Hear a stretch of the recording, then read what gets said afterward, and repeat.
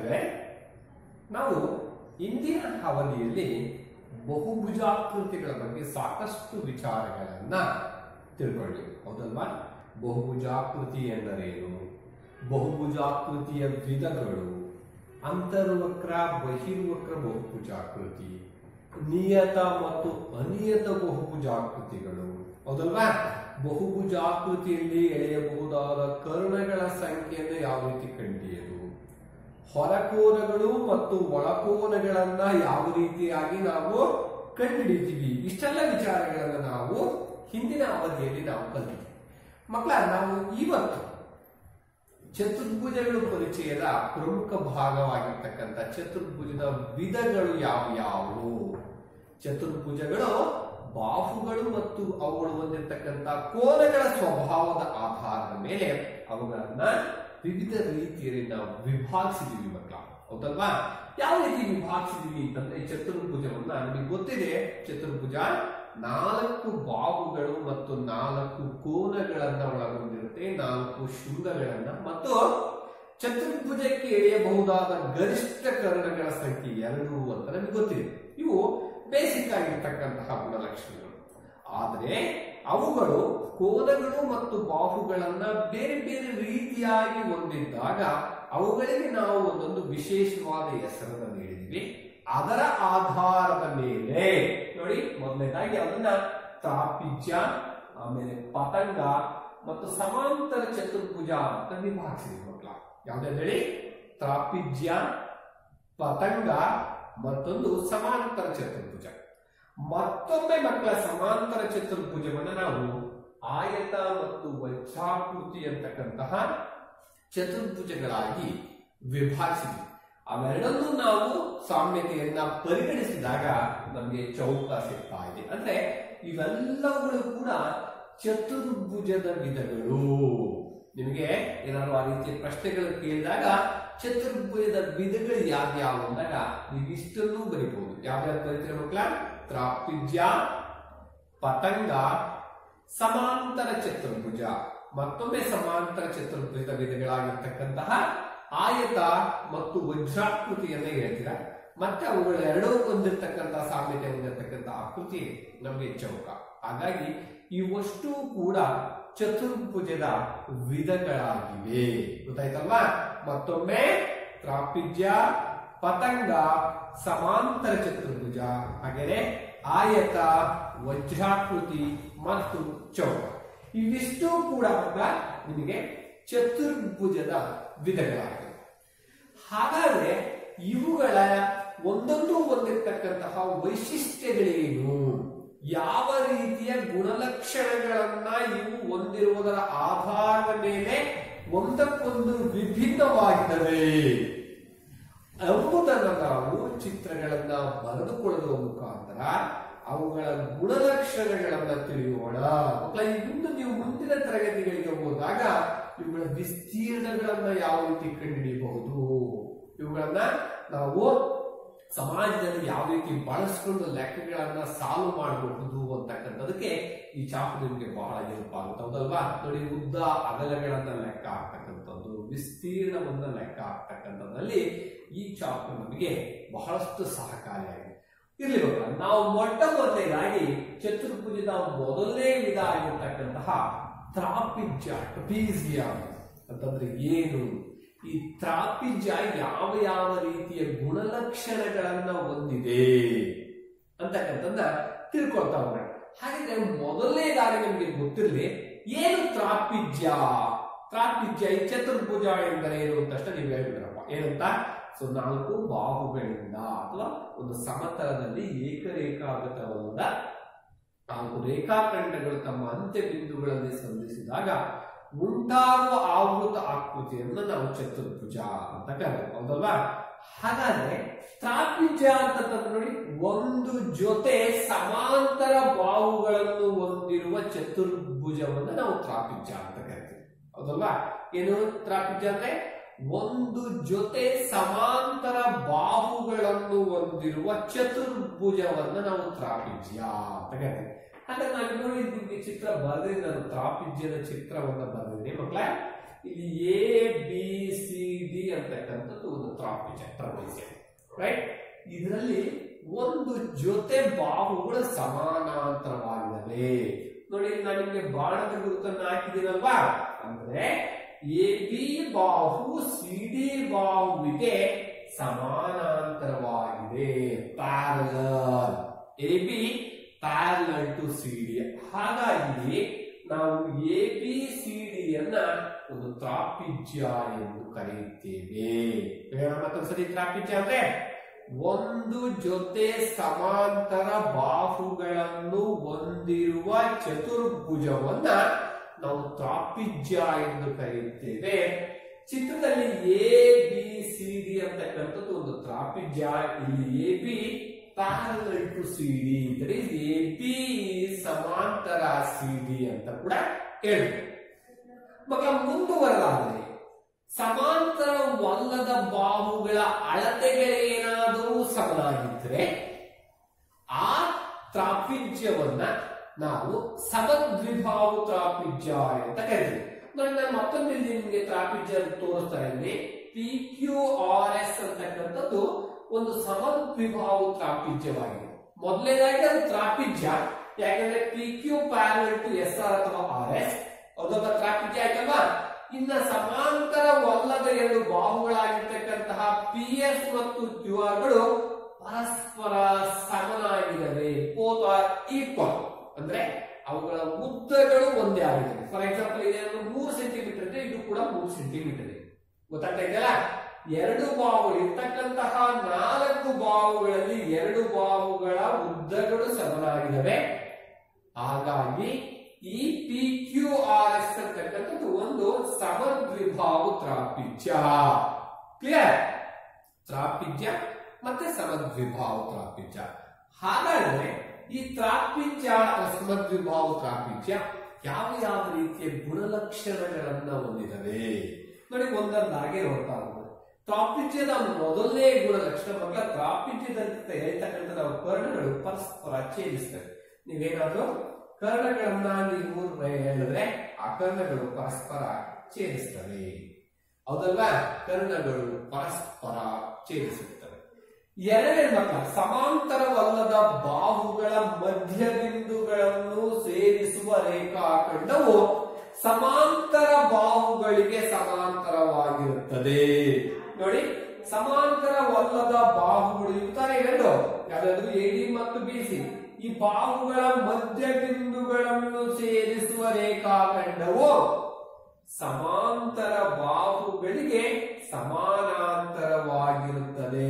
That means ನೀವೇನಾದ್ರೂ ಇದಕ್ಕೆ X Y ಅಂತ ನೀವು ನೇಮಿಂಗ್ ಕೊಟ್ರೆ, this is also parallel to A B C D ಅಥವಾ ಎಕ್ಸ್ ವೈ, ಅಥವಾ ನೀವು ಅದನ್ನು ಬರಿಬಹುದು. X Y is also parallel to A B ಅಥವಾ X Y is also parallel to C D ಅಂತ ಕೂಡ ನೀವು ಬರೀಬಹುದು. ಗೊತ್ತಾಯ್ತಲ್ಲ? ಅಂದ್ರೆ ಸಮಾಂತರವಲ್ಲದ ಬಾಹುಗಳ ಮಧ್ಯ ಬಿಂದುಗಳು, ದಟ್ ಇಸ್ ವೆರಿ ಇಂಪಾರ್ಟೆಂಟ್, ಅವುಗಳ ಮಧ್ಯ ಬಿಂದುಗಳನ್ನು ಸೇರಿಸುವ ರೇಖೆಯು ಸಮಾಂತರ ಬಾಹುಗಳಿಗೆ ಸಮಾನಾಂತರವಾಗಿರುತ್ತದೆ. ಇದು ಎರಡನೇ ಗುಣಲಕ್ಷಣ. ಮೊದಲನೇದು ತ್ರಾಪಿಜ್ಯದಲ್ಲಿ ಕರ್ಣಗಳು ಪರಸ್ಪರ ಛೇದಿಸುತ್ತವೆ. ಮಕ್ಕಳ, ಮತ್ತೆ ಮೂರನೇದಿದೆ ಏನಂತಂದ್ರೆ ಸಮದ್ವಿಬಾಹು ತ್ರಾಪಿಜ್ಯವು. ನೋಡಿ, ಸಮದ್ವಿಬಾಹು ತ್ರಾಪಿಜ್ಯವು ಒಂದು ಚಕ್ರೀಯ ಚತುರ್ಭುಜವಾಗಿದೆ.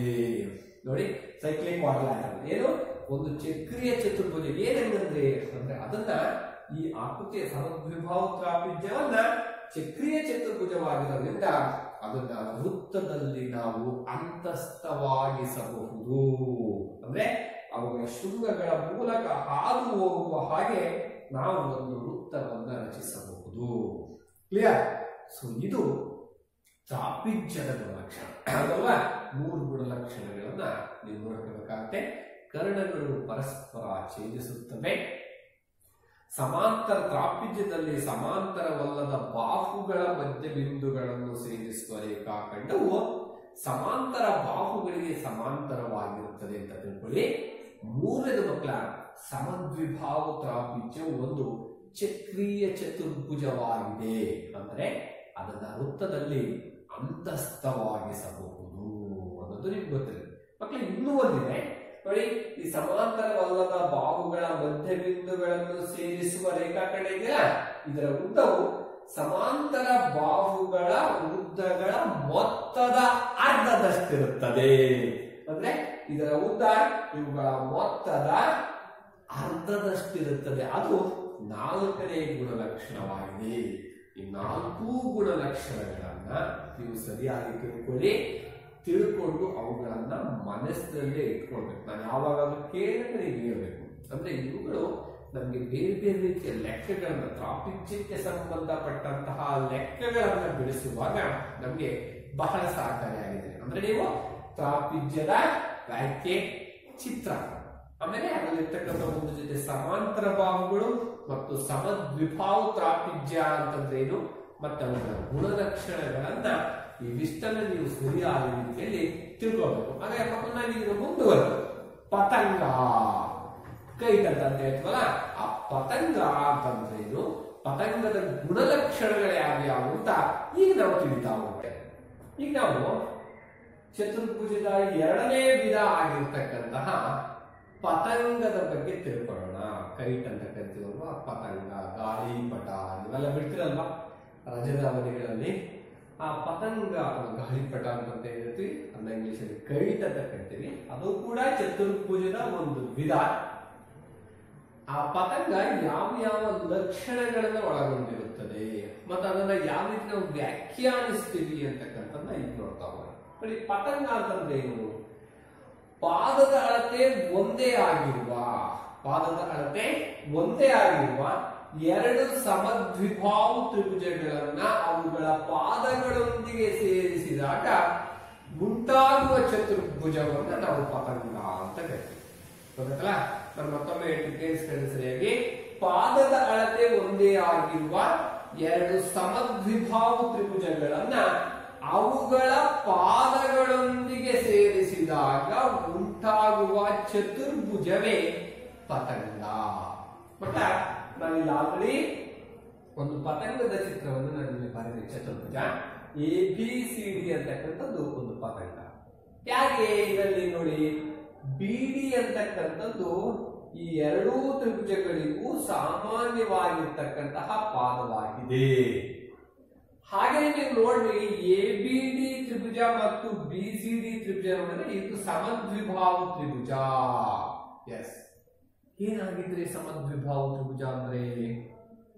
Very good. ಅಲ್ಲೊಬ್ರು ಹೇಳಿ ಸರ್, ಒಂದು ತ್ರಿಭುಜದಲ್ಲಿ 3 ಬಾಹುಗಳು ಇರ್ತವೆ, ಅದರಲ್ಲಿ ಯಾವುದಾದ್ರೂ 2 ಬಾಹುಗಳು ಸಮನಾಗಿದ್ದರೆ ಅದನ್ನು ನಾವು ಸಮದ್ವಿಭಾವ ತ್ರಿಭುಜ ಎನ್ನುತ್ತೇವೆ. ಸರಿ ಅಲ್ವಾ? ಸೊ ಆ ಕಾರಣದಿಂದ ಇಲ್ಲಿ AB ಮತ್ತು AD ಸಮನಾಗಿದ್ದಾವೆ. therefore ABD ಅನ್ನೋದು ಸಮದ್ವಿಭಾವ ತ್ರಿಭುಜ. ತ್ರಿಭುಜ BCD ಯಲ್ಲಿ BC ಮತ್ತು CD ಬಾಹುಗಳು ಸಮನಾಗಿದ್ದಾವೆ, ಹಾಗಾಗಿ ಇದು ಒಂದು ಸಮದ್ವಿಭಾವ ತ್ರಿಭುಜ. ಪಾದದ ಅಳತೆ ಇವೆರಡಕ್ಕೂ ಕೂಡ ಒಂದೇ ಆಗಿದೆ. ಒಂದೇ ಆಗಿರುವ 2 ಸಮದ್ವಿಭಾವ ತ್ರಿಭುಜಗಳನ್ನ ಅವುಗಳ ಪಾದಗಳೊಂದಿಗೆ ಸೇರಿಸಿದಾಗ ಉಂಟಾಗುವ ಒಂದು ಚತುರ್ಭುಜವೇ ಪತಂಗ. ಗೊತ್ತಲ್ಲ? ಇಲ್ಲಿ ಮಕ್ಕಳ ನೀವು ನೋಡ್ತಾ ಇದ್ದ ಚಿತ್ರದಲ್ಲಿ AB ಅಂತಕ್ಕಂತಹ ಒಂದು ಬಾಹು AD ಬಾಹುವಿಗೆ ಸಮನಾಗಿದೆ, ಪರಸ್ಪರ ಒಂದೇ ಅಳತೆಯನ್ನ ಹೊಂದಿದವೆ. ಅದೇ ರೀತಿ BC ಬಾಹು ಕೂಡ CD ಬಾಹುವಿಗೆ ಸಮನಾಗಿದೆ. ಆ ಬಾಹುಗಳ ಉದ್ದಗಳು ಸಮನಾಗಿದ್ದಾವೆ. ಅದ್ ನೋಡಿ, ಅದೇ ರೀತಿ ನಾವೇನಾದ್ರೂ ಮತ್ತೊಂದು ಕರ್ಣವನ್ನು ರಚಿಸಿದೆ. ಕರ್ಣ ಅಂದ್ರೆ ನಿಮ್ಗೆ ಗೊತ್ತಿದೆ, ಅನುಕ್ರಮವಲ್ಲದ ಶೃಂಗ ಬಿಂದುಗಳನ್ನು ಸೇರಿಸುವ ಸರಳರೇಖೆ ರೇಖಾಖಂಡವನ್ನು ನಾವು ಕರ್ಣ ಎಂದು ಕರೆಯುತ್ತೇವೆ. ಇಲ್ಲಿ ಪತಂಗದಲ್ಲೂ ಕೂಡ 2 ಕರ್ಣ, BD ಅನ್ನೋದು ಒಂದು ಕರ್ಣ ಮತ್ತು AC ಕರ್ಣ. AC ಕರ್ಣವನ್ನ ನೀವು ಪರಿಗಣಿಸಿದಾಗ ತ್ರಿಭುಜ ABC ಅಂತಕ್ಕಂಥದ್ದು ತ್ರಿಭುಜ ABCಗೆ ಸರ್ವಸಮವಾಗಿದೆ. ಸರ್ವಸಮ ಕಾಂಗ್ರುಯೆನ್ಸಿ ನೋಡಿ, ಜ್ಞಾಪಕ ಇಟ್ಕೊಂಡು ನೀವು ಏನ್ ಸರ್ವಸಮ? ಒಂದು ತ್ರಿಭುಜದ 3 ಅಂಶಗಳು ಮತ್ತೊಂದು ತ್ರಿಭುಜದ ಅನುರೂಪವಾದ 3 ಅಂಶಗಳಿಗೆ ಸಮನಾಗಿದ್ರೆ ಆ 2 ತ್ರಿಭುಜಗಳು ಸರ್ವಸಮವಾಗಿರುತ್ತವೆ.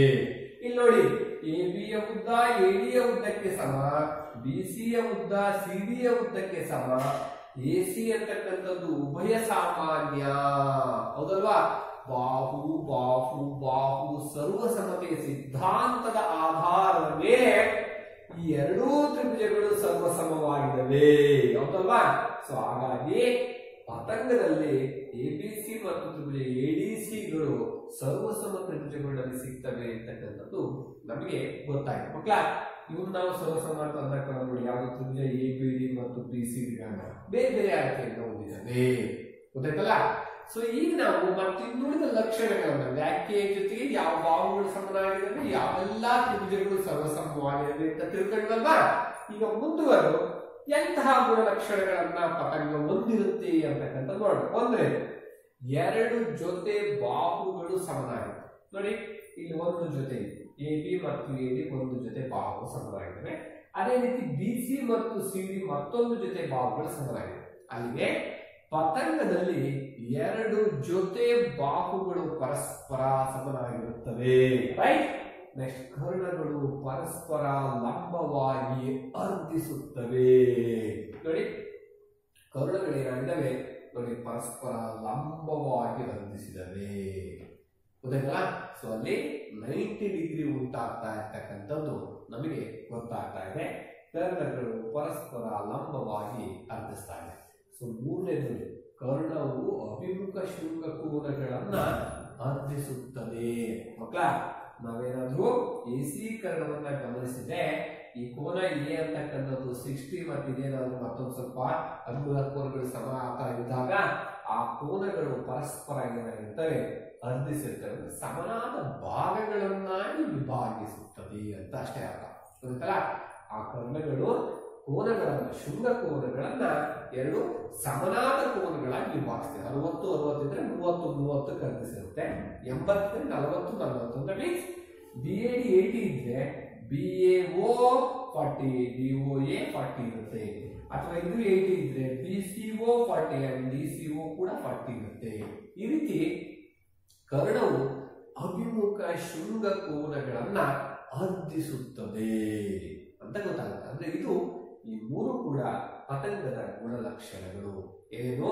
ಒಂದು ಜೊತೆ ಬಾಹುಗಳು ಸಮನಾಗಿರುತ್ತವೆ, ಕರ್ಣಗಳು ಪರಸ್ಪರ ಲಂಬವಾಗಿ ಅರ್ಧಿಸುತ್ತವೆ, ಮತ್ತೊಂದು ಮೂರನೇದು ಕರ್ಣವು ಅಭಿಮುಖ ಶೃಂಗ ಕೋನಗಳನ್ನ ಅರ್ಧಿಸುತ್ತದೆ, ಎರಡು ಸಮನಾದ ಭಾಗಗಳನ್ನಾಗಿ ವಿಭಾಗಿಸುತ್ತದೆ ಅಂತ ನಾವು ಹೇಳ್ಬೋದು, ಗೊತ್ತಾಯ್ತಲ್ಲ?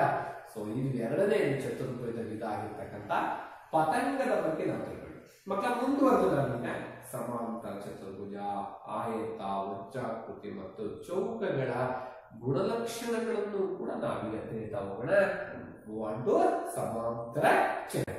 ಈಗ ನಾವು ಚತುರ್ಭುಜದ ಮೂರನೇ ವಿಧ ಆಗಿರ್ತಕ್ಕಂತಹ ಸಮಾಂತರ ಚತುರ್ಭುಜ ಎಂದರೇನು ಮತ್ತು ಸಮಾಂತರ ಚತುರ್ಭುಜದ ಗುಣಲಕ್ಷಣಗಳು ಯಾವ್ಯಾವು ಅಂತಕ್ಕಂಥದ್ದನ್ನ ಈಗ ನಾವು ತಿಳಿತಾ ಹೋಗೋಣ. ಸಮಾಂತರ ಚತುರ್ಭುಜ ಅಂತಂದ್ರೆ ವ್ಯಾಖ್ಯೆ ಈ ರೀತಿದೆ: ಎರಡು ಜೊತೆ ಸಮಾನಾಂತರ ಬಾಹುಗಳನ್ನು ಹೊಂದಿರುವ ಚತುರ್ಭುಜವೇ ಸಮಾನಾಂತರ ಚತುರ್ಭುಜ. ಗೊತ್ತಾಯ್ತಲ್ಲ? ಏನು? ಎರಡು ಜೊತೆ ಸಮಾನಾಂತರ ಬಾಹುಗಳನ್ನ ಪ್ಯಾರಲಲ್ ಸೈಡ್ಸ್ ಅಂತ ಹೇಳ್ತಾರೆ, ಹೌದಲ್ವಾ? ಎರಡು ಜೊತೆ ಸಮಾನಾಂತರ ಬಾಹುಗಳನ್ನು ಹೊಂದಿರುವ ಚತುರ್ಭುಜವೇ ಸಮಾನಾಂತರ ಚತುರ್ಭುಜ ಅಥವಾ ಸಮಾಂತರ ಚತುರ್ಭುಜ, ಪ್ಯಾರಲೋಗ್ರಾಮ್, ರೈಟ್? ನೋಡಿ, ಇಲ್ಲಿ ABCD ಅಂತಕ್ಕಂಥದ್ದು ಒಂದು ಸಮಾನಾಂತರ ಚತುರ್ಭುಜ, ಸಮಾಂತರ ಚತುರ್ಭುಜ. ಇಲ್ಲಿ AB ಬಾಹು CD ಬಾಹುಗೆ ಸಮಾನಾಂತರವಾಗಿದೆ. ಅದೇ ರೀತಿ ಮಕ್ಕಳ AD ಬಾಹು BC ಬಾಹುಗೆ ಸಮಾನಾಂತರವಾಗಿದೆ. ನೋಡಿ, ಎರಡು ಜೊತೆ ಆಯ್ತಲ್ವಾ? ಒಂದು ಜೊತೆ AB ಮತ್ತು CD, ಮತ್ತೊಂದು ಜೊತೆ AD ಮತ್ತು BC. ಇವೆರಡೂ ಕೂಡ ಎರಡು ಜೊತೆ ಪರಸ್ಪರ ಸಮಾನಾಂತರವಾಗಿವೆ. ಹಾಗಾಗಿ ABCD ಅಂತಕ್ಕಂಥದ್ದು ಒಂದು ಸಮಾನಾಂತರ ಚತುರ್ಭುಜ. ಕ್ಲಿಯರ್? ಹಾಗಾದ್ರೆ ಈ ಸಮಾನಾಂತರ ಚತುರ್ಭುಜ ಯಾವೆಲ್ಲ ಗುಣಲಕ್ಷಣಗಳನ್ನು ಹೊಂದಿದೆ? ಹೇಗೆ ಬೇರೆ ಆಕೃತಿಗಳೊಂದಿಗೆ ವಿಭಿನ್ನವಾಗಿದೆ? ಮೀನ್ಸ್ ತ್ರಾಪಿಜ್ಯ ಪತಂಗಕ್ಕಿಂತ ಯಾವ ರೀತಿ ವಿಭಿನ್ನವಾಗಿ. ನೋಡಿ, ಇದಕ್ಕೂ ಕೂಡ 4 ಬಾಹುಗಳೇ ಇದೆ, 4 ಕೋನಗಳೇ ಇದೆ. ಆಗಿದ್ರೂ ಕೂಡ ಇದು ತನ್ನದೇ ಆಗಿರ್ತಕ್ಕಂತಹ ಗುಣಲಕ್ಷಣಗಳು ಇದಾವೆ. ಹಾಗಾದ್ರೆ ಯಾವ ಆ ಗುಣಲಕ್ಷಣಗಳು ಅಂತಂದ್ರೆ ಮೊದಲನೇದಾಗಿ ಮಕ್ಕಳ ಅಭಿಮುಖ ಬಾಹುಗಳು ಸಮ ಮತ್ತು ಸಮಾನಾಂತರ, ಈಕ್ವಲ್ ಅಂಡ್ ಪ್ಯಾರಲಲ್. ಯಾವುದು ಅಪೋಸಿಟ್ ಸೈಡ್ಸ್ ಹೌದಲ್ವಾ? ನೋಡಿ, ಎಬಿಯ ಉದ್ದ ಸಿಡಿಯ ಉದ್ದಕ್ಕೆ ಸಮ, ಎಡಿಯ ಉದ್ದ ಬಿಸಿಯ ಉದ್ದಕ್ಕೆ ಸಮ. ಅಷ್ಟೇ ಅಲ್ಲ, ಅವುಗಳು ಸಮಾನಾಂತರ ಕೂಡ. ನೋಡಿ, ಸಮಾಂತರ ಚತುರ್ಭುಜದ ಅಭಿಮುಖ ಬಾಹುಗಳು ಸಮ ಮತ್ತು ಸಮಾಂತರ. ರೈಟ್. ಎರಡನೇ ಲಕ್ಷಣ ಅಭಿಮುಖ ಕೋನಗಳು ಸಮ. ಮಕ್ಕಳ ಆಂಗಲ್ ಎ ಎಷ್ಟಿರ್ತೋ ಆಂಗಲ್ ಸಿ ಕೂಡ ಅಷ್ಟೇ ಇರುತ್ತೆ. ಗೊತ್ತಲ್ಲ? ಆಂಗಲ್ ಬಿ ಎಷ್ಟಿರುತ್ತೋ ಮಕ್ಕಳ ಸಮಾಂತರ ಚತುರ್ಭುಜದಲ್ಲಿ ಆಂಗಲ್ ಡಿ ಕೂಡ ಅಷ್ಟೇ ಇರುತ್ತೆ. ರೈಟ್. ಅಂದ್ರೆ ಸಮಾಂತರ ಚತುರ್ಭುಜದಲ್ಲಿ ಅಭಿಮುಖ ಕೋನಗಳು ಪರಸ್ಪರ ಸಮನಾಗಿರುತ್ತವೆ. ಕ್ಲಿಯರ್? ಮೂರನೇದು ಏನು? ಪ್ರತೀಕರಣವು ಸಮಾಂತರ ಚತುರ್ಭುಜವನ್ನು ಎರಡು ಸರ್ವಸಮ ತ್ರಿಭುಜಗಳನ್ನಾಗಿ ವಿಭಾಗಿಸುತ್ತದೆ. ನಮಗೆ ಗೊತ್ತಿದೆ ಸರ್ವಸಮ ತ್ರಿಭುಜಗಳು ಏನು ಅಂತ. ನೀವೇನಾದ್ರೂ ಒಂದು ರಫರ್ ಸಮಾಂತರ ಚತುರ್ಭುಜವನ್ನ ಬರ್ಕೊಂಡ್ರೆ ಮಕ್ಕಳ, ನೋಡಿ, ಆ ಸಮಾಂತರ ಚತುರ್ಭುಜದಲ್ಲಿ ಒಂದು ಕರ್ಣವನ್ನ ನೀವು ರಚಿಸಿಬಿಟ್ರೆ ಉಂಟಾಗ್ತಕ್ಕಂತಹ ಎರಡು ತ್ರಿಭುಜಗಳು ಪರಸ್ಪರ ಸರ್ವಸಮವಾಗಿರ್ತವೆ.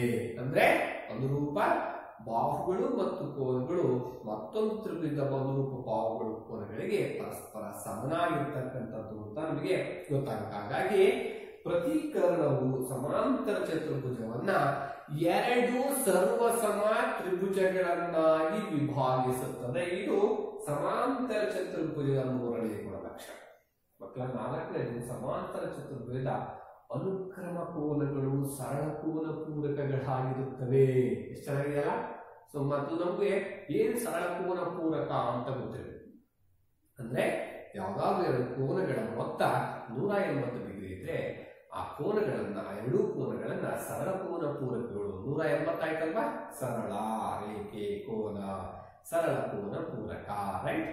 180 ಡಿಗ್ರಿ. ಸೊ ಇಲ್ಲಿ ಚತುರ್ಭುಜದ ಅನುಕ್ರಮ ಕೋನಗಳು ಕಾನ್ಸರ್ವೇಟಿವ್ ಆಂಗಲ್ಸ್. ನೋಡಿ, ಯಾವ್ದು? ಆಂಗಲ್ ಎ ಮತ್ತು ಆಂಗಲ್ ಬಿ ಮೊತ್ತ 180, ಅಥವಾ angle A plus angle D 180, angle B plus angle C ಮೊತ್ತ ಅಂತ ಹೇಳಿದೆ. ಹೌದಲ್ವಾ? ಆಂಗಲ್ ಸಿ ಮತ್ತು ಆಂಗಲ್ ಡಿ ಸಮಾಂತರ ಚತುರ್ಭುಜದ ಅನುಕ್ರಮ ಕೋನಗಳು ಸರಳ ಕೋನ ಪೂರಕಗಳಾಗಿರುತ್ತವೆ. ಯಾವುದೇ ಎರಡು ಅನುಕ್ರಮ ಕೋನಗಳನ್ನ ಸಮಾಂತರ ಚತುರ್ಭುಜದಲ್ಲಿ ನೀವು ಪರಿಗಣಿಸಿದಾಗ ಅವುಗಳ ಮೊತ್ತ 180 ಡಿಗ್ರಿ ಆಗಿರ್ತಕ್ಕಂಥದ್ದು ನಮಗೆ ಕಂಡು ಬರುತ್ತದೆ. ಕಂಡು ಬರಲೇಬೇಕು. ಆಗಿದ್ದಾಗ ಮಾತ್ರ ಅದು ಸಮಾಂತರ ಚತುರ್ಭುಜ. ಕ್ಲಿಯರ್? ಮಕ್ಕಳ ಲಾಸ್ಟ್ ಒಂದಲ್ಲಿ ಸಮಾಂತರ ಚತುರ್ಭುಜದ ಕರ್ಣಗಳು ಪರಸ್ಪರ ಅರ್ಧಿಸುತ್ತವೆ. Bisect each other. ಯಾವುದು? ಕರ್ಣಗಳು ಡಯಾಗನಲ್ಸ್. ಯಾವುದಲ್ಲಿ?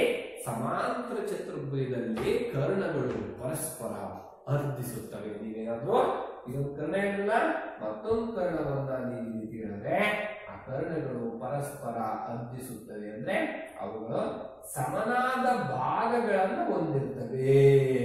ಯಾಕಂದ್ರೆ ಈಗ ಸಮಾಂತರ ಚತುರ್ಭುಜದ ಕರ್ಣಗಳು ಪರಸ್ಪರ ಅರ್ಧಿಸುತ್ತವೆ. ಇವಿಷ್ಟು ಸಮಾನಾಂತರ ಚತುರ್ಭುಜದ ಗುಣಲಕ್ಷಣಗಳು. ಮಕ್ಕಳ ಮೊದಲನೇದಾಗಿ ವ್ಯಾಖ್ಯೆ ನಿಮಗೆ ಗೊತ್ತೇನೆ.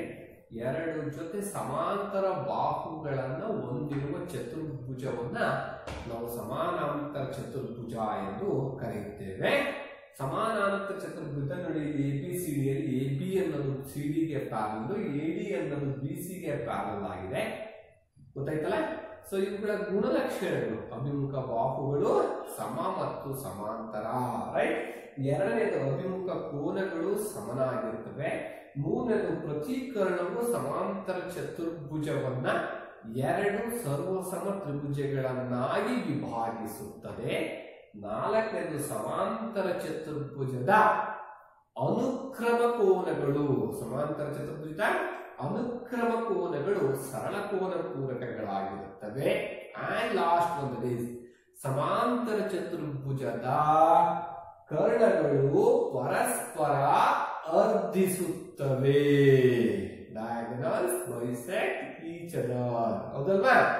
ಸೊ ಇವಿಷ್ಟು ಸಮಾನಾಂತರ ಚತುರ್ಭುಜದ ಗುಣಲಕ್ಷಣಗಳು. ಮಕ್ಕಳ ಈಗ ನಾವು ಸಮಾನಾಂತರ ಚತುರ್ಭುಜದ ಮೇಲಿನ ಕೆಲವೊಂದಿಷ್ಟು ಅಭ್ಯಾಸ ಲೆಕ್ಕಗಳನ್ನು ನಾವೀಗ ಬಿಡಿಸ್ತಾ ಹೋಗೋಣ.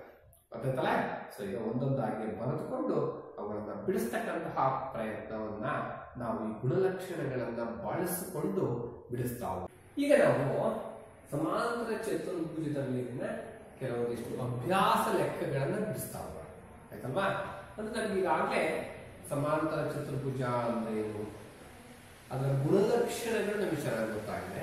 ಅವುಗಳನ್ನ ಬಳಸಿಕೊಂಡು ಈ ಅಭ್ಯಾಸ ಲೆಕ್ಕಗಳನ್ನ ಸುಲಭವಾಗಿ ಬಿಡಿಸ್ಬೇಕು. ನೋಡಿ, ಇದೊಂದು ABCD ಅಂತಕ್ಕಂಥ ಸಮಾಂತರ ಚತುರ್ಭುಜವನ್ನು ಕೊಟ್ಟಿದ್ದಾರೆ. ಕರ್ಣಗಳು ಕೂಡ ಇದ್ದಾರೆ, AC ಮತ್ತು BD. ಗುಣಲಕ್ಷಣ ನಮಗೆ ಗೊತ್ತಿದೆ. ಅಭಿಮುಖ ಬಾಹುಗಳು ಸಮ ಮತ್ತು ಸಮಾಂತರ, ಕರ್ಣಗಳು ಪರಸ್ಪರ ಛೇದಿಸುತ್ತವೆ ಅಂತಕ್ಕಂಥದ್ದು, ಅರ್ಧಿಸುತ್ತವೆ ಅಂತ ಗೊತ್ತಿದೆ ನಮಗೆ. ಹೌದಲ್ವಾ? ಅಭಿಮುಖ ಕೋನಗಳು ಸಮ, ಆಮೇಲೆ ಪಾರ್ಶ್ವ ಕೋನ ಅಥವಾ ಅನುಕ್ರಮ ಕೋನಗಳು ಸರಳ ಕೋನ ಪೂರಕಗಳಾಗಿರ್ತವೆ ಅಂತಕ್ಕಂಥದ್ದು ಗೊತ್ತಿದೆ. ನೋಡಿ, ಇಲ್ಲಿ ಕೆಲವೊಂದಿಷ್ಟು ಗುಣಗಳನ್ನ ಪೂರ್ಣಗೊಳಿಸಿ ಅಂದ್ರೆ ಈ ಚಿತ್ರವನ್ನ ನೋಡಿ ಬಿಟ್ಟ ಸ್ಥಳಗಳನ್ನ ಪೂರ್ಣಗೊಳಿಸಿ ಅಂತ ಹೇಳಿದರೆ ನಾವು ಮಾಡ್ತಾ ಹೋಗ್ಬೇಕು. ನೋಡಿ, ABCD ಚತುರ್ಭುಜದಲ್ಲಿ, ಸಮಾಂತರ ಚತುರ್ಭುಜದಲ್ಲಿ ಈ ಕೆಳಗಿನ ಗುಣ ಪೂರ್ಣಗೊಳಿಸಿ. ಮಕ್ಕಳ AD ಅಂತಕ್ಕಂಥದ್ದು ಯಾವುದಕ್ಕೆ ಸಮ? ನೋಡಿ, ಅದು ಅಭಿಮುಖ ಬಾಹು ಆಗಿರ್ತಕ್ಕಂತಹ BCಗೆ ಸಮನಾಗಿದೆ. ಹೌದಲ್ವಾ? ಯಾಕೆ ಗೊತ್ತು ನಮಗೆ, ಸಮಾಂತರ ಚತುರ್ಭುಜದಲ್ಲಿ ಅಭಿಮುಖ ಬಾಹುಗಳು ಪರಸ್ಪರ ಸಮನಾಗಿರುತ್ತವೆ. ಹಾಗಾಗಿ ಎರಡನೇದು ಏನ್ ಕೇಳಿ ನೋಡಿ, ಆಂಗಲ್ DCB ಅನ್ನೋದು ಯಾವುದಕ್ಕೆ ಸಮ? ನೋಡಿ, DCB ಕೋನ ಯಾವುದು ಸಮ? DAB ಅಥವಾ ಅರ್ಥದಲ್ಲಿ BAD ಅಂತ ಕೂಡ ಬರಬಹುದು. ಹೌದಲ್ವಾ? ಸೊ ಎಂತ ಬೇಡ, ಆಂಗಲ್ BAD ಗೆ ಅದು ಸಮನಾಗಿದೆ. ಅಭಿಮುಖ ಕೋನಗಳು ಪರಸ್ಪರ ಸಮನಾಗಿರುತ್ತವೆ. ಹಾಗೆ ಮೂರನೇದು ಏನ್ ಕೊಡಿದರೆ, OC ಯ ಉದ್ದ, OC ಅಂತಕ್ಕಂಥ ಉದ್ದ ಯಾವ್ದಕ್ಕೆ ಸಮ ನಮಗೆ ಗೊತ್ತಿದೆ. ಯಾವ್ದಕ್ಕೆ ಸಮ? OA. ಯಾಕೆಂದ್ರೆ ನಮಗೆ ಗೊತ್ತಿದೆ, ಕರ್ಣಗಳು ಪರಸ್ಪರ ಅರ್ಧಿಸುತ್ತವೆ, ಎರಡು ಸಮನಾದ ಭಾಗಗಳಾಗ್ತವೆ ಅಂತ ಹೇಳ್ತಾರೆ. ನೀವೇನಾದ್ರು OD ಕೇಳಿದ್ರೆ OD ಯ ಉದ್ದ OP ಗೆ ಸಮನಾಗಿರುತ್ತೆ ಅಂತ ನಮಗೆ ಗೊತ್ತು. ಮಕ್ಕಳ ಮೂರನೇದು M means that is measure ಅಂತ ಇಲ್ಲಿ ಅಳತೆ. Measure of angle DAB plus measure of angle CDA. ನೋಡಿ, ಇವೆರಡು ಕೋನಗಳು ಬರ್ತಾ, ಆಂಗಲ್ D ಮತ್ತು ಆಂಗಲ್ A ಕೋನಗಳು. ಸೊ ಎಂತ ಕೋನಗಳೆರಡು? ಅನುಕ್ರಮ ಕೋನಗಳು ಅಥವಾ ಅಕ್ಕಪಕ್ಕ ಪಾರ್ಶ್ವ ಕೋನಗಳು. ಹೌದಲ್ವಾ? ಅವುಗಳ ಮೊತ್ತ ಸರಳ ಕೋನ ಪೂರಕ, ದಟ್ ಇಸ್ 180 ಡಿಗ್ರಿ, 180 ಡಿಗ್ರಿ ಆಗಿರುತ್ತದೆ. ನೋಡಿ, ಇದೆಲ್ಲ ನಾವು ಯಾವ ರೀತಿ ಬರೆದು ಹೇಳಿ ಮಕ್ಕಳ? ಹೌದು, ಗುಣಲಕ್ಷಣಗಳನ್ನ ಬಳಸಿಕೊಂಡು ನಾವು ಇವುಗಳನ್ನೆಲ್ಲ ಬರೆದು. ಹೌದಲ್ವಾ? ಮುಂದುವರಿಯೋದು. ಎರಡನೇ ಲೆಕ್ಕ ಏನಿದೆ ನೋಡಿ, ಈ ಕೆಳಗಿನ ಸಮಾಂತರ ಚತುರ್ಭುಜಗಳಲ್ಲಿ XYZ ಗಳ ಬೆಲೆಗಳನ್ನ ಕಂಡುಹಿಡಿಯಿರಿ. ಅಂದ್ರೆ ಅವುಗಳಿಗೆ ಗೊತ್ತಿಲ್ಲ ಬೆಲೆಗಳು. ಗುಣಲಕ್ಷಣಗಳನ್ನ ಬಳಸಿಕೊಂಡು X ಎಷ್ಟು ಆಂಗಲ್ ಇರುತ್ತೆ, ಎಷ್ಟು ಕೋನವನ್ನು ಹೊಂದಿದೆ, Y ಎಷ್ಟು ಕೋನವನ್ನು ಹೊಂದಿರುತ್ತೆ, Z ಎಷ್ಟು ಕೋನವನ್ನು ಹೊಂದಿರುತ್ತೆ ಸಮಾಂತರ ಚತುರ್ಭುಜದಲ್ಲಿ. ಒಂದು ಮಾತ್ರ ಕೊಟ್ಟಿದ್ದಾರೆ ಮಕ್ಕಳ, ಆಂಗಲ್ B is given. ನೋಡಿ, angle B is equal to 100 degree ಅಂತಂದಾಗ ನೋಡಿ, ನಾವು ಸುಲಭವಾಗಿ ಬರೆದುಕೊಂಡು ಬೇಕಾದ್ರೆ B ಗೆ ಯಾವತ್ತೂ ಕೂಡ D ಸಮನಾಗಿರುತ್ತೆ. Angle B is equal to angle D, that is Y ಇದೆ. ಯಾಕೆಂದ್ರೆ ಪರಸ್ಪರ ಸಮನಾಗಿರ್ತವೆ 100 ಡಿಗ್ರಿ. ನೀವು ಬರೆಯಬಹುದು ಇದನ್ನು, ಸಮಾಂತರ ಚತುರ್ಭುಜದ ಅಭಿಮುಖ ಕೋನಗಳು ಹೇಗಿರ್ತವೆ? ಸಮವಾಗಿರುತ್ತದೆ ಅಂತ ಬರೀತಾರೆ. ಹೌದಲ್ವಾ? ನೋಡಿ, ಹಾಗಾಗಿ ನಮ್ಗೆ ಈಗ Y ಸಿಕ್ಬಿಡ್ತು ಮಕ್ಕಳ. B ಅಂತಕ್ಕಂಥ ಕೋನ D ಕೋನಕ್ಕೆ ಸಮನಾಗಿದೆ, ಹಾಗಾಗಿ Y ಬೆಲೆ 100 ಡಿಗ್ರಿ ಬಂತು. ಹಾಗೆ X ಮತ್ತು Z ಗಳ ಬೆಲೆಗಳೇನು ಮಕ್ಕಳ? ಇವೆರಡೂ ಕೂಡ ಅನುಕ್ರಮ ಕೋನಗಳು.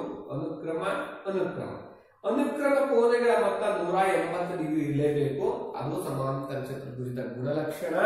ಹಾಗಾಗಿ B ಕೋನ 90 ಡಿಗ್ರಿ 100 ಡಿಗ್ರಿ ಇದೆ ಅಂದ್ರೆ C ಕೋನ 80 ಡಿಗ್ರಿ ಇರಲೇಬೇಕು. ನೀವು ಅದನ್ನ ಬರಿಬಹುದು. Angle B plus angle C is equal to 180 degree. ನೋಡಿ, ಆಂಗಲ್ B 100 ಇದೆ, 100 ಡಿಗ್ರಿ, ಪ್ಲಸ್ ಆಂಗಲ್ C ಹಾಗೆ ಬರ್ಕೊಳ್ಳಿ, that is equal to 180. ನೀವು ಆಂಗಲ್ C ನ ಇಲ್ಲೇ ಇಟ್ಕೊಂಡು 100 ಪ್ಲಸ್ ಆ ಕಡೆ ಕಳಿಸ್ಬಿಟ್ರೆ ಮೈನಸ್ ಆಗುತ್ತೆ. So you will get 80 degree. Means angle C ಅಂದ್ರೆ ಎಕ್ಸ್ ಇದೆ, ಸೊ ನನಗೆ ಎಕ್ಸ್ ಬೆಲೆ ಕೂಡ ಸಿಕ್ತು 80 ಡಿಗ್ರಿ. ಹೌದಲ್ವಾ? ಸೊ ನಮ್ಗೀಗ ಎಕ್ಸ್ ಗೊತ್ತಾಗಿದೆ ಅಂತಂದ್ರೆ ಝಡ್ ಸುಲಭವಾಗಿ ಬರೀಬಹುದು. ಅವು ಕೂಡ ಅಭಿಮುಖ ಕೋನಗಳು. ಎಕ್ಸ್ ಅಂತಕ್ಕಂಥದ್ದು ಝಡ್ಗೆ ಸಮನಾಗಿದೆ, ಅಭಿಮುಖ ಕೋನಗಳು ಆಗಿ ಝಡ್ ಕೂಡ 80 ಡಿಗ್ರಿ. ಸುಲಭ ಇದೆ ಅಲ್ವಾ? ಸೊ ಈ ರೀತಿ ನಾವು ಗುಣಲಕ್ಷಣಗಳನ್ನ ಬಳಸಿಕೊಂಡು ಸುಲಭವಾಗಿ ಸಮಾಂತರ ಚತುರ್ಭುಜಗಳಲ್ಲಿ ಅವ್ಯಕ್ತ ಪದಗಳು ಅಥವಾ ಚರಾಕ್ಷರಗಳನ್ನೇನಾದರೂ ಕೊಟ್ಟಿದ್ರೆ ಅವುಗಳ ಕೋನಗಳನ್ನ ನಾವು ಸುಲಭವಾಗಿ ಕಂಡುಹಿಡಿಯಬಹುದು. ಮಕ್ಕಳ, ಈಗ ಇದನ್ನು ಕೂಡ ಇದೇ ವಿಧಾನವನ್ನು ಬಳಸಿಕೊಂಡು ಕಂಡುಹಿಡಿಯಬಹುದು. ಹಾಗೆ ನೀವು ನೇರವಾಗಿ ಕೂಡ ಹೇಳ್ಬಹುದು. ನೋಡಿ, ಇಲ್ಲಿ ಪೀಕ್ 50 ಡಿಗ್ರಿ ಇದೆ ಅಂತಂದ್ರೆ ಆರ್ ಎಷ್ಟಿರುತ್ತೆ ಅಥವಾ ಕ್ಯೂ ನೋಡೋಣ. ಫಸ್ಟ್ ಕ್ಯೂ ಕೋನ ಎಷ್ಟಿರುತ್ತೆ? ಡೆಫಿನೆಟ್ ಆಗಿ ಅದು 130 ಡಿಗ್ರಿ ಇರಲೇಬೇಕು. ದಟ್ ಈಸ್ ವೈ ಅಂತಕ್ಕಂಥದ್ದು. ಯಾಕಂದ್ರೆ 50ಕ್ಕೆ 130 ಕೂಡಿದ್ರೆ ಅದೆಷ್ಟಾಗುತ್ತೆ? 180 ಆಗುತ್ತೆ. ಹೌದಲ್ವಾ? ಸೊ ಕ್ಯೂ 130 ಆಯ್ತು ಅಂತಂದ್ರೆ ಅಥವಾ ವೈ 130 ಆಯ್ತು ಅಂದ್ರೆ ಎಕ್ಸ್ ಕೂಡ ಎಷ್ಟಿರುತ್ತೆ? 130 ಇರುತ್ತೆ. ಯಾಕೆಂದ್ರೆ ಅಭಿಮುಖ ಕೋನಗಳು ಪರಸ್ಪರ ಸಮನಾಗಿರ್ತವೆ. ಹಾಗಾದ್ರೆ ಕ್ಯೂ ಎಸ್ ಆರ್ ಎಷ್ಟಿರುತ್ತೆ? Angle Q S R is equal to ನೋಡಿ ಪಿ 50 ಇದೆಯಲ್ಲ, ಹಾಗಾಗಿ ಅದರ ಒಳಕೋನ ಕೂಡ 50 ಡಿಗ್ರಿ ಇರುತ್ತೆ. ಸರ್, ಹಾಗಾದ್ರೆ ಇಲ್ಲಿ ಝಡ್ ಅನ್ನ ಯಾವ ರೀತಿ ಫೈಂಡ್ ಔಟ್ ಮಾಡೋದು? ಮಕ್ಕಳ, ನಿಮಗೆ ಗೊತ್ತಿದೆ ಏನೋ, ಒಳಕೋನ ಮತ್ತು ಹೊರಕೋನಗಳ ಯಾವತ್ತೋ ಅವರ ಮೊತ್ತ ಸರಳ ಕೋನ ಪೂರಕವಾಗಿರುತ್ತೆ. ಹೌದಲ್ವಾ? ಮೀನ್ಸ್ ಅವರ ಮೊತ್ತ 180 ಡಿಗ್ರಿ. ಹಾಗಾಗಿ ಅದನ್ನ ನೀವು Q S R plus Q S T is equal to 180 ಬರೀತೀರಾ. ಕ್ಯೂ ಎಸ್ ಆರ್ 50 ಡಿಗ್ರಿ ಇದೆ, ಕ್ಯೂ ಎಸ್ ಟಿ ನ ಹಾಗೆ ಬರ್ಕೊಳ್ಳಿ ಮಕ್ಕಳ. That is equal to 180 degree. So Q S T ಈಗ ನಿಮಗೆ ಗೊತ್ತಾಯ್ತು. 180ರಲ್ಲಿ ಪ್ಲಸ್ 50 ಹೋದಾಗ ಕಳೆದಾಗ ಇವರಿಗೆ 130 ಡಿಗ್ರಿ. ನೋಡಿ, ಇದೆ ಝಡ್. ನೋಡಿ, ಎಕ್ಸ್ ಸಿಕ್ತು ನಮಗೆ, ಹಾಗೆ ವೈ ಸಿಕ್ತು, ಮತ್ತೆ ಝಡ್ ಕೂಡ ಸಿಕ್ತು.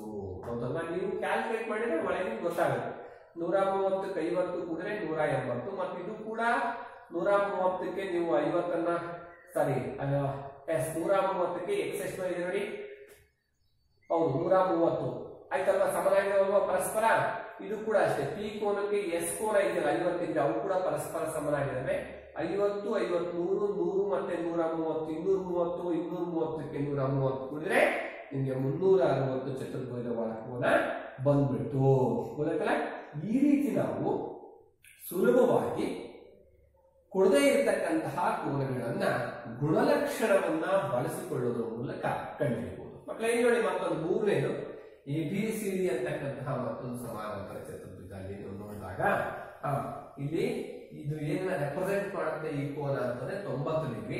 ಹಾಗಾಗಿ ನಾವು ಸುಲಭವಾಗಿ ಬರ್ಬಿಡ್ಬೋದು ಎಕ್ಸ್ ಅಂತಕ್ಕಂಥದ್ದು 90 ಡಿಗ್ರಿ ಅಂತ. ರೈಟ್? ಹೌದಲ್ವಾ? ಯಾಕೆ ಅಂತಂದ್ರೆ ಕರ್ಣಗಳು ಛೇದಿಸಿದರೆ ಅಭಿಮುಖ ಕೋನಗಳು ಪರಸ್ಪರ ಸಮನಾಗಿರ್ತವೆ ಅಂತಕ್ಕಂಥದ್ದು ನಿಮಗೆ ಗೊತ್ತು. ಈ ಸಿಂಬಲ್ ರೈಟ್ ಆಂಗಲ್ ಅನ್ನ ರೆಪ್ರೆಸೆಂಟ್ ಮಾಡೋದಕ್ಕೆ ಬಳಸ್ತೀವಿ ಅಂತಕ್ಕಂಥದ್ದು ಕೂಡ ನಮಗೆ ಗೊತ್ತಿದೆ. Right? So X equal 90 degree ಬಂದ್ರೆ ವೈ ಗೊತ್ತಾಗ್ತಾ ಇದೆ. 30ಕ್ಕೆ 90 ಕೂಡಿದ್ರೆ 120 ಆಯ್ತು. ಇದೊಂದು ತ್ರಿಭುಜ ಇದು. ಹೌದಲ್ವಾ? ಅವಾಗ ಇನ್ನೆಷ್ಟು ಕಡಿಮೆ ಆಯ್ತು? 60 ಕಡಿಮೆ ಆಯ್ತಲ್ವಾ? 30, 90, 120, 120ಕ್ಕೆ 60 ಕೂಡ್ತಾ ಇದೆ. That is y is 60 degree. ಅಥವಾ ಆಂಗಲ್ OAD ಅಂತಕ್ಕಂಥದ್ದು 60 ಡಿಗ್ರಿ ಬಂತು.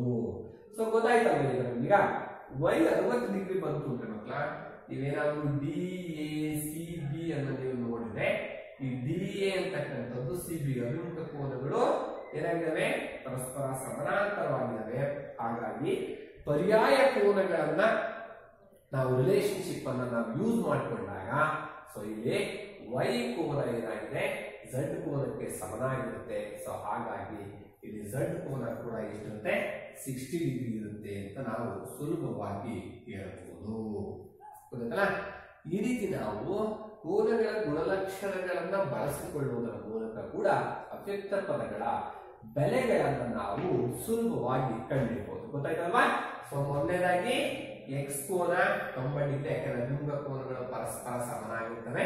ಅಲ್ಲಿ ನಾವು x ಇದ್ದು 90ಕ್ಕೆ 30 ಕೂಡಿ 120, 120ಕ್ಕೆ 60 ಕೂಡಿದಾಗ 180 ಆಗುತ್ತೆ. ಹಾಗಾಗಿ y ಬೆಲೆ 60 ಬಂತು ನೋಡಿ. ಹಾಗಾಗಿ ಇಲ್ಲಿ DA ಅಥವಾ AD ಅಂತಕ್ಕಂಥದ್ದು BC ಗೆ ಸಮಾನಾಂತರವಾಗಿದೆ, ಗೊತ್ತಾಯ್ತಲ್ವಾ?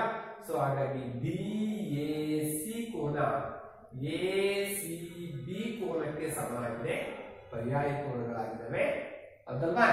ಸೊ ಹಾಗಾಗಿ ಪ್ಯಾರಲಲ್ ಸೈಡ್ಸ್ ರೈಟ್. ಹಾಗಾಗಿ Z ಕೋನ ಕೂಡ 60 ಡಿಗ್ರಿ ಇದೆ ಅಂತ ನಾವು ಸುಲಭವಾಗಿ ಹೇಳ್ಬೋದು. ಯಾಕಂದ್ರೆ Y ಕೋನ 60 ಡಿಗ್ರಿ ಇದೆ, therefore angle Y is equal to angle Z that is equal to 60 degree. ನೀವು ಬೇಕಾದ್ರೆ ಬರಿಬಹುದು because AD is parallel to BC, because AD parallel to BC ಪರ್ಯಾಯ ಕೋನಗಳು ಅಂತ ಕೂಡ ನೀವು ಬರಿಬಹುದು. ಹಾಗಾಗಿ ನಿಮಗೆ ಹಾಗಾಗಿ ನೀವು ಸುಲಭವಾಗಿ ಅದನ್ನ ಹೇಳೋದಕ್ಕೆ ಅನುಕೂಲವಾಗುತ್ತೆ. ಮಕ್ಕಳ ಲಾಸ್ಟ್ ಒಂದು ಸಮಾಂತರ ಚತುರ್ಭುಜದಲ್ಲಿ ಎರಡು ಪಾರ್ಶ್ವಕೋನಗಳು 3:2 ಅನುಪಾತದಲ್ಲಿ ಅಥವಾ 3:2 ಹಾಗಾಗಿ ಈ ಸಮಾಂತರ ಚತುರ್ಭುಜ ಪ್ರತಿ ಕೋನವನ್ನು ಕಂಡುಹಿಡಿಯಿರಿ. ನೀವು ರೀತಿ ಕೊಟ್ಟಾಗ ಒಂದು ರಫ್ ಆಗಿ ಒಂದು ಸಮಾಂತರ ಚತುರ್ಭುಜವನ್ನ ಬರ್ಕೊಳ್ಳಿ. ನೀವು ಬರ್ಕೊಂಡ್ಬಿಟ್ಟು ನೇಮಿಂಗ್ ಅನ್ನ ಕೂಡ ಕೊಟ್ಕೊಳ್ಳಿ, ಸುಲಭ ಆಗುತ್ತೆ. ABCD ಅಂತ ನೋಡಿ. ಈಗ ನಾವು ಎರಡು ಪಾರ್ಶ್ವಕೋನಗಳು, ಯಾವ್ದಾದ್ರು ಎರಡು ಪಾರ್ಶ್ವಕೋನಗಳು, ಇದನ್ನು ನಾನು 3x ಅಂತ ತಗೊಳ್ಳಿ, ಇದನ್ನ 2x ಅಂತ ತಗೊಳ್ಳಿ. ಅವೆರಡು ಕೋನಗಳು ಎಂತ ಕೋನಗಳು ಅಂತ ನನಗೆ ಗೊತ್ತಿದೆ, ಇಂಥವು ಸರಳ ಕೋನ ಪೂರಕಗಳು, ಹೌದಲ್ವಾ? ಅಂದ್ರೆ ಮೀನ್ಸ್ ಎರಡು ಕೋನಗಳ ಮೊತ್ತ 180 ಡಿಗ್ರಿ ಇರುತ್ತೆ. ಹಾಗಾಗಿ ನಾವು ಬರಿತಾ ಇದ್ದೀವಿ angle A plus angle B is equal to 180 degree. ನೀವು ಇವೆರಡು ಕೂಡ ತಗೋಬಹುದು, ಹೌದಲ್ವಾ? ಎಲ್ಲ ಅನುಕ್ರಮ ಕೋನಗಳು ಸರಳ ಕೋನ ಪೂರಕಗಳಾಗಿರುತ್ತವೆ ಎಂಬುದು ನಮಗೆ ಗೊತ್ತಿದೆ. ಆಂಗಲ್ A ಅನ್ನೋದು 3x ತಗೊಂಡಿದ್ವಿ, B ಅನ್ನೋದು 2x, that is equal to 180 degree. So here it becomes 5x, that is equal to 180 degree. x ಅನ್ನ ನೀವು ತಗೊಂಡ್ರೆ 180/5, 5 ಮೂಲೆ 15, 30 ಆಯ್ತು, 5 ಆದ್ರೆ 30 ಅಂದ್ರೆ ಚರಾಕ್ಷರದ ಬೆಲೆ ಸಿಕ್ತು. x ಅನ್ನೋದು 36 ಡಿಗ್ರಿ ಸಿಕ್ತು. ಈಗ ನಾವು ಸುಲಭವಾಗಿ ಆಂಗಲ್ A ಅನ್ನ ಕಂಡುಹಿಡಿಯಬಹುದು. ದಟ್ ಈಸ್ 3x, 3 into 36 ನೋಡಿ, 6 ಮೂಲೆ 18 ದಶಕ 1, 3 ಮೂಲೆ 9, 1 180 ಡಿಗ್ರಿ. ಹಾಗೆ angle B is equal to 2x ಇದೆ, 2 into 36 that is equal to 72 degree. ನೋಡಿ, ಇವೆರಡೂ ಕೂಡ 180 ಬರುತ್ತೆ, ಹೌದಲ್ವಾ? ಸೊ ಈಗ ಆಂಗಲ್ A ಮತ್ತು ಆಂಗಲ್ B ಗೊತ್ತಾಯ್ತು, ಉಳಿದೋದನ್ನ ನಾವು ಬರೀಬಹುದು. ಆಂಗಲ್ A ಅಂತಕ್ಕಂಥದ್ದು ಆಂಗಲ್ C ಗೆ ಸಮ, ಅದು ಕೂಡ 180 ಡಿಗ್ರಿ. ಆಂಗಲ್ B ಅಂತಕ್ಕಂಥದ್ದು ಆಂಗಲ್ D ಗೆ ಸಮ, ಅದು ಕೂಡ 72 ಡಿಗ್ರಿ. ಯಾಕೆಂದ್ರೆ ಸಮಾಂತರ ಚತುರ್ಭುಜದ ಅಭಿಮುಖ ಕೋನಗಳು ಪರಸ್ಪರ ಸಮನಾಗಿರುತ್ತವೆ ಅಂತಕ್ಕಂಥದ್ದು ನಮಗೆ ಗೊತ್ತಿದೆ, ಹೌದಲ್ವಾ? ಸೊ ಈ ರೀತಿ ನಾವು ಗುಣಲಕ್ಷಣಗಳನ್ನ ಬಳಸಿಕೊಳ್ಳುವುದರ ಮೂಲಕ ಅಭ್ಯಾಸ ಲೆಕ್ಕಗಳನ್ನ ಸುಲಭವಾಗಿ ಬಳಸ್ಕೊಂಡು ರೇಖಾಗಣಿತ ವಿಭಾಗ ಇದೆಯಲ್ಲ, ಅದು ಬಹಳ ಸುಲಭವಾಗಿರ್ತಕ್ಕಂಥ ವಿಭಾಗ ಗಣಿತದಲ್ಲಿ. ಸೊ ನಮಗೆ ಮೂಲಭೂತ ಅಂಶಗಳು ಯಾವ್ಯಾವ ಗುಣಲಕ್ಷಣಗಳಾಗಿರ್ಬೋದು ಅಥವಾ ಅವುಗಳ ಚಿತ್ರಗಳ ಲಕ್ಷಣಗಳೆಲ್ಲವೂ ನಮ್ಮ ಮನಸ್ಸಿನಲ್ಲಿ ಇದ್ದರೆ ನಾವು ಸುಲಭವಾಗಿ ಅಭ್ಯಾಸ ಲೆಕ್ಕಗಳು ಅಥವಾ ನಮಗೆ ಪರೀಕ್ಷೆಯಲ್ಲಿ ಬರ್ತಕ್ಕಂತಹ ಲೆಕ್ಕಗಳನ್ನ ಸುಲಭವಾಗಿ ಬಿಡಿಸಬಹುದು. ಹಾಗಾಗಿ ತಾವೆಲ್ಲರೂ ಚತುರ್ಭುಜದ ವಿಧಗಳ ಗುಣಲಕ್ಷಣಗಳನ್ನ ಸರಿಯಾಗಿ ತಿಳ್ಕೊಳ್ಳೋಣ. ಈಗ ನಾವು ಮುಂದುವರೆದು ಈ ಚತುರ್ಭುಜದ ಇನ್ನುಳಿದ ವಿಧಗಳಿದಾವಲ್ಲ, ಈಗ ನಾವು ಯಾವ್ದಾಯ್ತು, ತ್ರಾಪಿಜ್ಯ ಆಯ್ತು, ಪತಂಗ ಆಯ್ತು, ಸಮಾಂತರ ಚತುರ್ಭುಜ ಆಯ್ತು. ಸೊ ಮುಂದುವರೆದು ನಾವೀಗ ಆಯತ, ವಜ್ರಾಕೃತಿ ಮತ್ತು ಚೌಕವನ್ನ ಅದರ ಬಗ್ಗೆ ತಿಳ್ಕೊಳ್ತಾ